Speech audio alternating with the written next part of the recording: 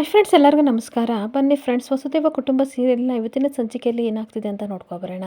ಅದಕ್ಕೂ ಮುಂಚೆ ಯಾರೆಲ್ಲ ನನ್ನ ವೀಡಿಯೋ ನೋಡ್ತಾ ಇದ್ದೀರಾ ಅವರೆಲ್ಲ ಪ್ಲೀಸ್ ಪುಟ್ಟದೊಂದು ಲೈಕ್ ಮಾಡಿ, ಹಾಗೆ ಸಬ್ಸ್ಕ್ರೈಬ್ ಆಗೋದನ್ನು ಮರಿಬೇಡಿ. ಬನ್ನಿ ಸ್ಟಾರ್ಟ್ ಮಾಡೋಣ. ಮೊದಲಿಗೆ ಫ್ರೆಂಡ್ಸ್, ಇಲ್ಲಿ ಸ್ವಾತಿ ಕಥೆನೇ ಹೇಳ್ತಾ ಇರಬೇಕಾದ್ರೆ ಮುಗಿತಾ ಅಥವಾ ಏನಿನ್ನೂ ಇದೆಯಾ ಅಂತ ವಂಶಿ ಕೇಳ್ತಾ ಇರ್ತೀನಿ.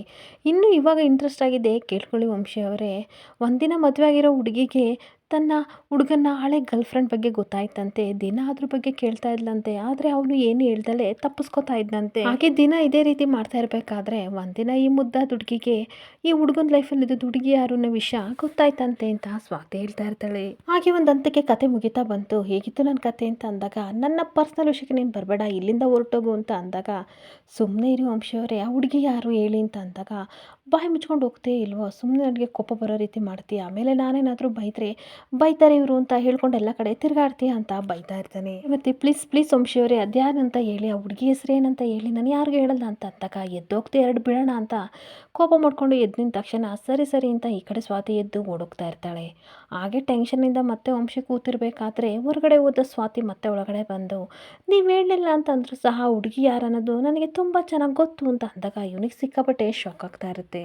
ಹಾಗೆ ಮತ್ತೆ ಆ ಹುಡುಗಿ ಹೆಸರು ಅಂತ ನನಗೆ ತುಂಬ ಚೆನ್ನಾಗಿ ಗೊತ್ತು, ಅದು ಬಂಗಾರಿ ತಾನೆ ಅಂತ ಅಂದಾಗ ಇವನು ಸಿಕ್ಕಾಪಟ್ಟೆ ಬೇಜಾರು ಮಾಡಿಕೊಂಡು ತನ್ನ ಪಡೆಗೆ ತಾನು ಹೊರಟು ಹೋಗ್ತಾ ಇದ್ದರೆ, ಖಂಡಿತ ಹಾಗಾದರೆ ಆ ಫೋಟೋದಲ್ಲಿರೋ ಹುಡುಗಿ ಹೆಸರು ಬಂಗಾರಿನೇ, ಮತ್ತಷ್ಟು ಇನ್ಫಾರ್ಮೇಷನ್ ಹೇಗಾದರೂ ಮಾಡಿ ಕಲೆಕ್ಟ್ ಮಾಡ್ಕೋಬೇಕಲ್ಲ ಅಂತ ಸ್ವಾತಿ ಯೋಚನೆ ಮಾಡ್ತಾ ಇರ್ತಾಳೆ. ಹಾಗೆ ಇನ್ನೊಂದು ಕಡೆ ಸ್ವಾತಿ ಮನೇಲಿ ಗೀತಾ ಕುಮಾರ ಎಲ್ಲರೂ ಸಹ ಊಟ ಮಾಡ್ತಾ ಇರಬೇಕಾದ್ರೆ ಕುಮಾರ ಕೇಳ್ತಾನೆ, ಅಜ್ಜಿ ಈ ತಾಯ್ತ ಏನಕ್ಕೆ ತಂದಿದ್ದೀರಾ ಅಂತ ಅಂದಾಗ, ಫಸ್ಟು ಹೊಟ್ಟೆ ಹಶ್ವೆ ಆಗ್ತಿದೆ ಕಣೋ, ಊಟ ಮಾಡಿಬಿಟ್ಟು ಆಮೇಲೆ ಹೇಳ್ತೀನಿ ಅಂದ್ಬಿಟ್ಟು ಪದ್ಮ ಬೇಗ ಸಾಂಬಾರು ತಗೊಬನ್ನಿ ಅಂತ ಅಂದಾಗ, ತಂದೆ ಬಿಸಿ ಮಾಡ್ತಿದ್ದೀನಿ ಅತ್ತೆ ಅಂತ ಹೇಳ್ತಾ ಇರ್ತಾಳೆ. ಹಾಗೆ ಮತ್ತೆ ಗೀತಾ ಹೇಳ್ತಾ ಇರ್ತಾಳೆ, ಸ್ವಾಮೀಜಿರ ಹತ್ರ ಹೋಗಿದ್ರಲ್ಲ ಏನಂದ್ರು ಅಜ್ಜಿ ಅಂತ ಅಂದಾಗ, ನೀನು ಮತ್ತು ಕುಮಾರ ಮದುವೆಗಿರೋ ಕಡೆಗೆ ಚೆನ್ನಾಗಿಲ್ವಂತೆ, ಅದಕ್ಕೆ ತಾಯ್ತ ಕಟ್ಕೊಳಕ್ಕೆ ಹೇಳಿದ್ರು ಅಂತ ಅಂದಾಗ, ಹೌದಾ ಅಜ್ಜಿ, ಹಾಗಾದರೆ ತಾಯ್ತ ಕಟ್ಕೊಂಡ್ರೆ ಎಲ್ಲ ಒಳ್ಳೇದಾಗುತ್ತಾ ಅಂತ ಕುಮಾರ ಹೇಳ್ತಿರ್ಬೇಕಾದ್ರೆ, ಗುರುಗಳು ಹೇಳಿದ್ದನ್ನು ನಾನು ನಿನಗೆ ಹೇಳ್ತಿದ್ದೀನಿ ಅಂತ ಅಂದ್ಬಿಟ್ಟು ಹೇಳ್ತಿರ್ಬೇಕಾದ್ರೆ, ಪದ್ಮ ಸಾಂಬಾರು ತಂದು ಎಲ್ಲರಿಗೂ ಹಾಕ್ಬಿಟ್ಟು, ಗೀತಾ ನೀನು ಜೊತೆ ಕೂತ್ಕೊಂಡು ಊಟ ಮಾಡಿ, ನಾನು ಬಡಿಸ್ತೀನಿ ಅಂತ ಹೇಳ್ತಾ ಇರ್ತಾಳೆ.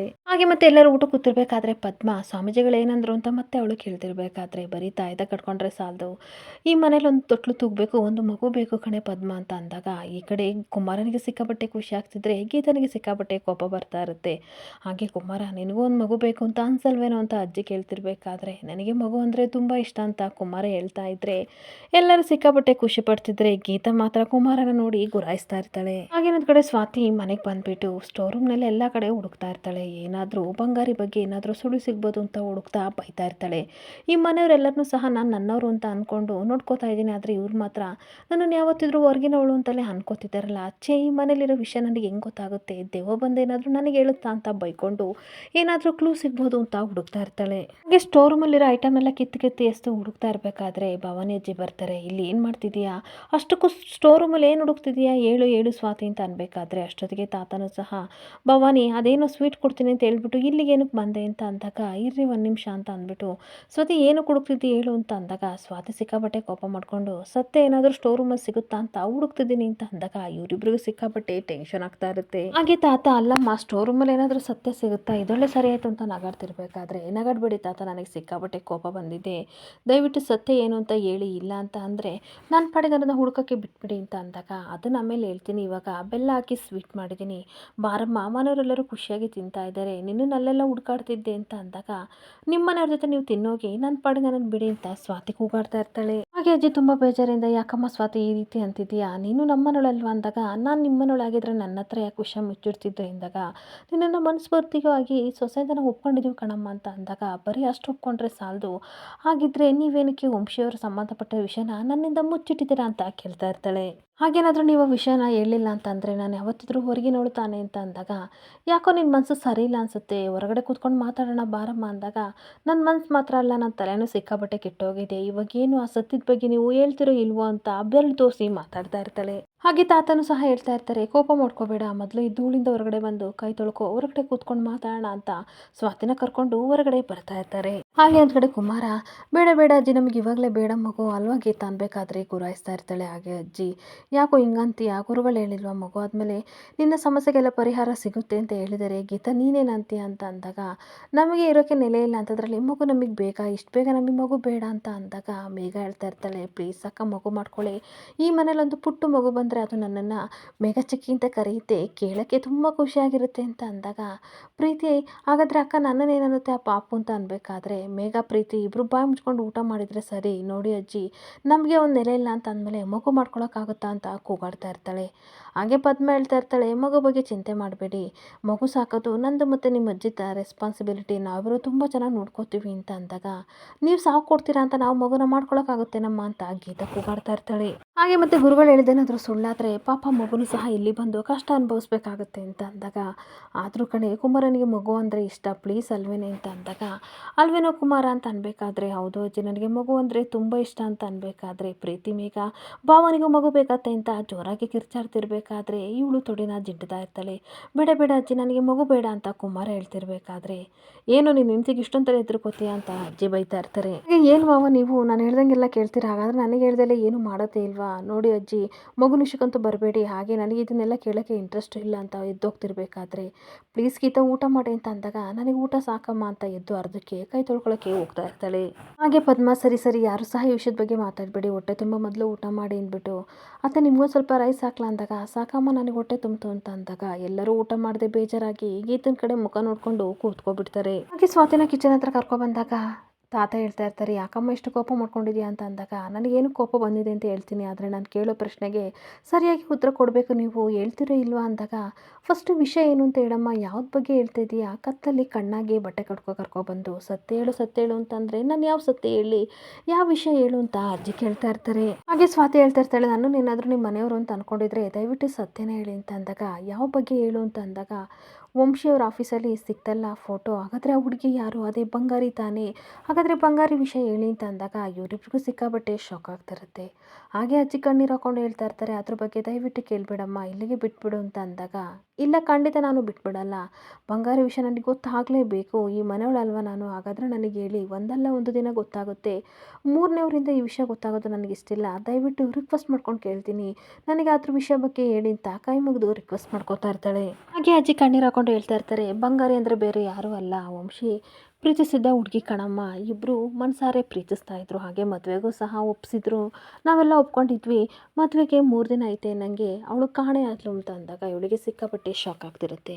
ಹಾಗಾದರೆ ನೀವು ಯಾರು ಹುಡುಕ್ಲಿಲ್ವಾ ಅಂತ ಅಂದಾಗ, ಹುಡುಕ್ತಲೇ ಇರ್ತೀವಿ ನಾನಮ್ಮ, ಎಲ್ಲ ಕಡೆ ಹುಡುಕಿದ್ವಿ, ವಂಶಿ ಅಂತೂ ಸಿಕ್ಕಾಪಟ್ಟೆ ಎಲ್ಲ ಕಡೆ ಹುಡುಕ್ತಾ, ಆದರೆ ಎಲ್ಲೂ ಸಹ ಬಂಗಾರಿ ಸುಳುವು ಸಿಗಲೇ ಇಲ್ಲ, ಆವಾಗಿಂದ ಇವತ್ತಿನವರೆಗೂ ಸಹ ವಂಶಿ ಹಾಗೆ ಸೈಲೆಂಟ್ ಆಗಿಬಿಟ್ಟ, 2 ವರ್ಷ ತಗಲು ಸಹ ಯಾರ ಜೊತೆ ಮಾತಾಡಲಿಲ್ಲ, ಊಟ ತಿಂಡಿ ನಿದ್ದೆ ಎಲ್ಲನೂ ಬಿಟ್ಟು ತುಂಬ ಮೌನಿ ಆಗಿಬಿಟ್ಟ ಅಂತ ಅಜ್ಜಿ ತಾತ ಕಣ್ಣೀರು ಹಾಕೊಂಡು ಹೇಳ್ತಾ ಇರ್ತಾರೆ. ಹಾಗೆ ಡಾಕ್ಟರ್ ವಂಶಿ ತುಂಬ ಡಿಪ್ರೆಷನ್ ಹೋಗಿದ್ದಾನೆ ಅಂತ ಹೇಳ್ಬಿಟ್ರು ಕಣಮ್ಮ, ಭಯ ನಮಗಂತೂ ಸಿಕ್ಕಾಬಟ್ಟೆ ಕಾಡ್ತಿತ್ತು, ಆದರೆ ದೇವರ ದಯದಿಂದ ತಂತಾನಕ್ಕೆ ವಂಶಿ ಡಿಪ್ರೆಷನಿಂದ ಹೊರಗಡೆ ಆಫೀಸರ್ ಕಡೆ ಸಿಕ್ಕಾಬಟ್ಟೆ ಬಿಸಿ ಆಗಿಬಿಟ್ಟ. ಈಗ ಆಫೀಸನ್ನೇ ದೊಡ್ಡ ಟೆನ್ಷನ್ ಮಾಡ್ಕೊಂಡು ಈ ರೀತಿ ಓಡಾಡ್ತಿದ್ದಾನೆ. ಮುಂಚೆಲ್ಲ ಯಾವ ರೀತಿ ಇದ್ದ ಗೊತ್ತಾ, ಖುಷಿಯಾಗಿ ಓಡಾಡ್ಕೊಂಡು ಎಲ್ಲರ ಜೊತೆ ನಗಾಡ್ಕೊಂಡಿದ್ದ ಕಣಮ್ಮ, ಆದರೆ ಜೀವನದಲ್ಲಿ ಯಾವತ್ತೂ ಈ ರೀತಿ ಆಗಲ್ಲ ಅಂತ ನಮಗೆ ತುಂಬ ಚೆನ್ನಾಗಿ ಗೊತ್ತಾಗಿದೆ, ಆದರೆ ಅವನು ಆ ರೀತಿ ಆಗ್ತಾನೆ ಕನಸನ್ನ ಕಾಣ್ತಾ ನಾವಿನ್ನೂ ಬದುಕಿದ್ದೀವಿ ಅಂತ ಕಣ್ಣೀರು ಹಾಕೊಂಡು ಹೇಳ್ತಾ ಇದ್ರೆ ಸ್ವಾತಿಗೆ ಸಿಕ್ಕಾಬಟ್ಟೆ ಬೇಜಾರಾಗ್ತಾ ಇರುತ್ತೆ. ಈ ಸ್ವಾತಿ ಸಿಕ್ಕಾಬಟ್ಟೆ ಬೇಜಾರು ಮಾಡಿಕೊಂಡು, ವಂಶಿಯವ್ರ ಲೈಫಲ್ಲಿ ಈ ರೀತಿ ಎಲ್ಲ ಆಗಿದೆ ಅಜ್ಜಿ, ಹಳೆದನ್ನೆಲ್ಲ ಕೆದಕ್ಬಿಟ್ಟು ನಾನು ದೊಡ್ಡ ತಪ್ಪು ಮಾಡಿದೆ ಅಂತ ಅನಿಸುತ್ತೆ, ದಯವಿಟ್ಟು ಬೇಜಾರು ಮಾಡ್ಕೋಬೇಡಿ ಅಂತ ಅಂದಾಗ, ಸರಿ ವಿಷಯನ ಜಾಸ್ತಿ ಕೆದಕಕ್ಕೆ ಹೋಗಬೇಡ, ವಂಶಿನೂ ಕೇಳಕ್ಕೆ ಹೋಗಬೇಡ ಅಂತ ಅಂದ್ಬಿಟ್ಟು, ಒಂದು ನಿಮಿಷ ಸ್ವಾತಿ ಬಂಗಾರಿ ಎಲ್ಲಿದ್ಲು ಗೊತ್ತೇನಮ್ಮ, ನೀವಿದ್ರಲ್ಲ ಅದೇ ಮನೇಲಿ ಇದ್ದಿದ್ದು ಅಂದಾಗ ಅವಳಿಗೆ ಸಿಕ್ಕಾಬಟ್ಟೆ ಶಾಕ್ ಆಗ್ತಾ ಇರುತ್ತೆ. ಹಾಗೆ ಇನ್ನೊಂದು ಕಡೆ ವಂಶಿ ರೂಮಲ್ಲಿ ಕಿಟಕಿ ಹತ್ರ ನಿಂತ್ಕೊಂಡು ನೋಡ್ತಾ ಇರಬೇಕಾದ್ರೆ ಅಲ್ಲಿಗೆ ಕೆಮ್ಕೊಂಡು ಸ್ವಾತಿ ಬರ್ತಾಳೆ. ಬಂದ್ಬಿಟ್ಟು ಏನು ಮಾಡ್ತಿದ್ದೀರಾ ಅಂತ ಅಂದಾಗ, ನನ್ನ ನೆಮ್ಮದಿಯಾಗಿ ಇರೋಕ್ಕೆ ಬಿಡಲ್ಲಲ್ವಾ, ಎಲ್ಲೋದ್ರೂ ಅಲ್ಲಿ ಬಂದು ಕಾಡ್ತೀಯಲ್ಲ, ಏನಾದರೂ ಆರ್ಕೆ ಮಾಡ್ಕೊಂಡಿದ್ಯಾ ಅಂತ ಅನ್ಬೇಕಾದ್ರೆ, ಏನಿಲ್ಲಪ್ಪ ಹಾಗೆ ಎಲ್ಲೆಲ್ಲೋ ಹೋಗ್ತಾ ಇದ್ದೆ, ಅದಕ್ಕೆ ಸಡನ್ನಾಗಿ ರೂಮ್ ಕಡೆ ಬಂದೆ, ಆ ಕಿಟಕಿ ಹತ್ರ ಏನು ನೋಡ್ತಾ ಇದ್ರಿ, ಅಲ್ಲೇನಿದೆ ಅಂತ ಅನ್ಬೇಕಾದ್ರೆ, ಕಿಟಕಿನ ನಾನು ನೋಡೋಂಗಿಲ್ವಾ ಅಂತ ವಂಶಿ ಕೂಗಾಡ್ತಾ ಇರ್ತೀನಿ. ಹಾಗೆ ಆ ಕಡೆ ನೋಡ್ತಿದ್ರಲ್ಲ, ಏನಾದರೂ ನೆನಪಾಗ್ತಿದೆಯಾ, ಏನಾದರೂ ನೆನಪುಗಳು ಕಾಡ್ತಾ ಇದ್ದಾವ ಅಂತ ಅಂದಾಗ, ಯಾವ ನೆನಪು ನನಗೆ ಕಾಡ್ತಾ ಇಲ್ಲ, ಸುಮ್ಮನೆ ಬಾಯಿ ಮುಚ್ಕೊಂಡು ಹೋಗು ಅಂದಾಗ, ನನಗೂ ನಿಮ್ಮ ಫೀಲಿಂಗ್ಸ್ ಅರ್ಥ ಆಗುತ್ತೆ, ನನಗೂ ಎಷ್ಟೋ ರೀತಿ ಫೀಲಿಂಗ್ಸು ಬಂದಿದೆ, ಅದಕ್ಕೆ ಹೇಳ್ತಾ ಇದ್ದೀನಿ, ಕೆಲವರಿಗೆ ಈ ನೆನಪುಗಳು ಅನ್ನೋದು ಪರ್ಫ್ಯೂಮ್ ಥರ, ಕೆಲವ್ರಿಗೆ ಇಷ್ಟ ಆಗುತ್ತೆ, ಕೆಲವ್ರಿಗೆ ಇರಿಟೇಟ್ ಆಗುತ್ತೆ. ಈಗ ನಾವು ಫಾರ್ ಎಕ್ಸಾಂಪಲ್ ಯಾವ್ದಾದ್ರು ನಾವು ಸ್ಥಳಕ್ಕೆ ಹೋದಾಗ ಆ ಜಾಗ ನಮಗೆ ಇಷ್ಟ ಆಗುತ್ತೆ, ಇನ್ನು ಕೆಲವರಿಗೆ ಇಷ್ಟ ಆಗಲ್ಲ. ಹಾಗೆ ನೋಡಿ ನಮಗೆ ನೆನಪುಗಳಂದರೆ ತುಂಬ ಇಷ್ಟ, ಯಾಕೆಂದರೆ ನಮ್ಮ ಊರಿಗೆ ಹೋದಾಗ ಅಲ್ಲಿನ ಜಾತ್ರೆಗಳು, ನಾವು ಅಲ್ಲೆಲ್ಲ ಓಡಾಡಿದ್ದು ನೆನಪು ಪ್ರತಿಯೊಂದು ಕಾಡ್ತಿತ್ತು, ಯಾಕೆಂದರೆ ನಮ್ಮಪ್ಪ ನಮಗೆ ಅಂತ ಅದು ಕಟ್ಕೊಡ್ಸಿದ ಮನೆ, ಅದಕ್ಕೋಸ್ಕರ ನನಗೆ ಸಿಕ್ಕಾಪಟ್ಟೆ ಇಷ್ಟ. ಆ ಮನೆನೇ ನಾವು ಕೊಂಡ್ಕೊಳ್ಳೇಬೇಕಂತ ಇಷ್ಟೊಂಥರ ಹಠ ಮಾಡಿ ನಾವು ಈ ಥರ ಮಾಡ್ತಾಯಿದ್ದೀವಿ. ಆ ರೀತಿ ಇರುತ್ತೆ ನೆನಪುಗಳು ಅಂತ ಏನೇನೋ ಸ್ಟೋರಿ ಹೇಳ್ತಿರ್ಬೇಕಾದ್ರೆ ವಂಶಿ ಏನು ಕೇಳ್ಕೊಳ್ದೆ ಕಿವಿಗೆ ಬೆರಳಿಟ್ಕೊಂಡು ಹಾಗೆ ನಿಂತ್ಕೊಂಡಿದ್ದನ್ನು ನೋಡಿ ಇವಳಿಗೆ ಸಿಕ್ಕಾಪಟ್ಟೆ ಕೋಪ ಬರ್ತಾ ಇರುತ್ತೆ. ಹಾಗೆ ಸ್ವಾತಿ ಕೋಪ ಮಾಡ್ಕೊಂಡು ಏನೋ ಫ್ರೆಂಡು ಬೇಜಾರಲ್ಲಿದ್ದಾರೆ ಅಂತ ಸಮಾಧಾನ ಮಾಡೋಣ ಅಂತ ಬಂದರೆ ನೀವು ನೋಡಿದರೆ ಕಿವಿ ಮುಚ್ಕೊಂಡಿದ್ದೀರಾ ಅಂತ ಕೂಗಾಡ್ತಾ ಇರ್ತಾಳೆ.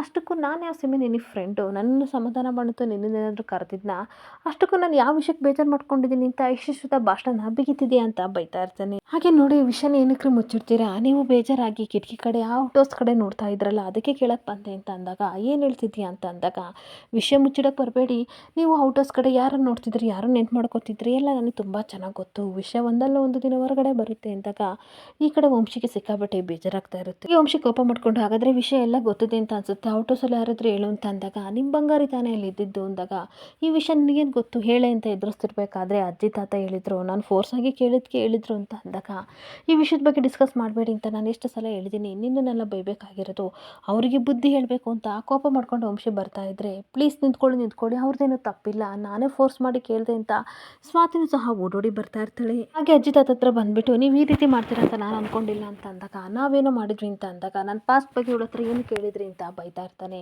ಅವಳು ನೀನು ಹೆಂಡತಿ ಕಣೋ, ತಿಳ್ಕೊಳ್ಳೋ ರೈಟ್ಸ್ ಇದೆ, ಅದಕ್ಕೋಸ್ಕರ ಹೇಳಿದೆ ಅಂತ ತಾತ ಅನ್ಬೇಕಾದ್ರೆ ನಿಮ್ಮನ್ನು ನಂಬಿ ನಾನು ಹೇಳಿದ್ದೆ, ಆದರೆ ನೀವು ನನಗೆ ಮೋಸ ಮಾಡಿಬಿಟ್ರಿ, ಅದರಲ್ಲಿ ಸ್ವಾತಿಗಂತೂ ಹೇಳಲೇಬಾರ್ದಿತ್ತು ಅಂಥದ್ರಲ್ಲಿ ಹೇಳ್ಬಿಟ್ರಲ್ಲ ಅಂದಾಗ ಪ್ಲೀಸ್ ಅವ್ರದ್ದೇನೂ ತಪ್ಪಿಲ್ಲ ಅಂತ ಅನ್ಬೇಕಾದ್ರೆ ಮಧ್ಯದಲ್ಲಿ ಮಾತಾಡಬೇಡ, ನಮ್ಮ ಅಜ್ಜಿ ತಾತನ ಹತ್ರ ನಾನು ಮಾತಾಡ್ತಾ ಇರೋದು, ಬಾಯಿ ಮುಚ್ಕೊಂಡು ನಿಂತ್ಕೊ ಅಂತ ವಂಶಿ ಸ್ವಾತಿನ ಬೈತಾ ಇರ್ತಾನೆ.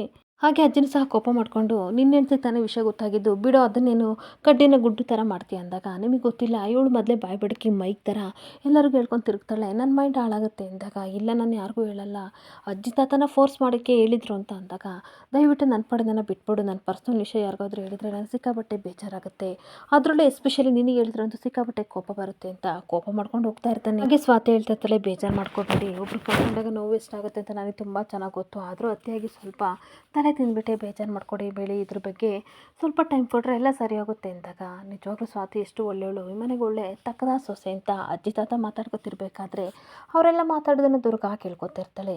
ನಾನೇನು ಅಂದ್ಕೊಂಡು ಮನೆಗೆ ಬಂದೆ, ಸ್ವಾತಿಗೂ ವಂಶಿಗೂ ಹೊಂದಾಣಿಕೆ ಇಲ್ಲ ಅಂತ ಗೊತ್ತಾಯಿತು, ಇದನ್ನೇ ಗಾಳವಾಗಿ ಇಟ್ಕೊಂಡು ಸ್ವಾತಿನೇ ಯಾವ ರೀತಿ ಕಿರ್ಗಟ್ಲೆ ಥರ ಆಡಿಸ್ತೀನಿ ನೋಡು ಅಂತ ನಗಾಡ್ತಾ ಇರ್ತಾಳೆ. ಹಾಗೇನೊಂದು ಕಡೆ ವಂಶಿ ರೂಮಿಗೆ ಬಂದ್ಬಿಟ್ಟು ಸಿಕ್ಕಾಪಟ್ಟೆ ಕೋಪ ಮಾಡ್ಕೊಂಡು ಹಳೆದನ್ನೆಲ್ಲ ನೆನಪಾಯ್ತಲ್ಲ ಅಂದ್ಬಿಟ್ಟು ಎಣ್ಣೆ ಕುಡಿತಿರ್ಬೇಕಾದ್ರೆ ಬೇಡ ಪ್ಲೀಸ್ ಅರ್ಥ ಮಾಡ್ಕೊಳ್ಳಿ, ಅಜ್ಜಿ ತಾತ ಸಿಕ್ಕಾಪಟ್ಟೆ ಡಿಸ್ಟರ್ಬ್ ಆಗಿದ್ದಾರೆ ವಿಷಯಕ್ಕೆ ಅಂತ ಅಂದಾಗ ನೀನು ಯಾರೇ ಅದನ್ನು ಹೇಳೋಕ್ಕೆ, ಅಷ್ಟಕ್ಕೂ ನೀನೇ ನನ್ನ ಹೆಂಡ್ತಿನ ಡ್ರಾಮಾ ಥರ ಮಾಡೋಕ್ಕೆ ಬಂದರೆ ಹೆಂಡ್ತಿ ಬಿಟ್ಬಿಡೆ ಅಂತ ಸಿಕ್ಕಾಪಟ್ಟೆ ಕುಡಿತಾ ಇರ್ತೇನೆ. ಇಲ್ಲಿಗೆ ಸಂಚಿಕೆ ಎಂಡ್ ಆಗ್ತಿದೆ. Thank you for the watching friends.